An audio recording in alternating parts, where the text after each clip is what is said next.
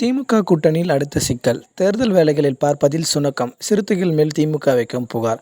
விடுதலை சிறுத்தைகள் கட்சி எப்படியாவது இந்த முறை திமுக கூட்டணியில் 4 தொகுதிகளை வாங்க வேண்டும் என விடாப்பிடியாக இருந்தது. ஆனால் இறுதியில் 3 தொகுதிகளையாவது கட்டாயம் பெற வேண்டும் என திமுக 2 முறை பேச்சுவார்த்தைக்கு அழைத்த போதெல்லாம் நிராகரித்து விசிக தலைவர் திருமாவளவன் உறுதியாக இருந்தார். ஆனால் வழக்கம் போல இந்த முறையும் 2 தொகுதிகளை கொடுத்து திமுக சமாதானம் செய்தது.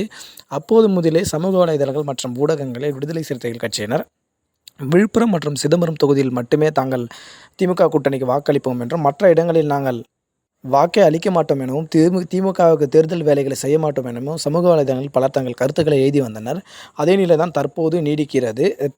திமுக கூட்டணியில் உள்ள மற்ற கட்சிகள் போட்டியிடும் தொகுதிகள் அல்லது திமுக போட்டியிடும் தொகுதிகளில் விசிகவினர் தேர்தல் வேலைகளை சரிவர செய்வார்களா என்ற சந்தேகம் தற்போது திமுகவினருக்கு எழுந்துள்ளது. காரணம், 2 தொகுதிகள் மட்டும் கொடுக்கப்பட்டதால் விடுதலை சிறுத்தைகள் கட்சியினர் கடும் அதிருப்தியில் இருக்கின்றனர். எனவே 3வது தொகுதியை கொடுக்காத திமுகவின் மீது தங்கள் கோபத்தை காட்டத் தொடங்கியுள்ளனர். வழக்கம்போல் விடுதலை சிறுத்தைகள் கட்சியினர் ஆரவாரமாக தங்கள் வேலைகளை செய்யாமல் சற்று சுணக்கம் காட்டி வருவது திமுக கூட்டணியில் புதிய சலசலப்பை ஏற்படுத்தியுள்ளது.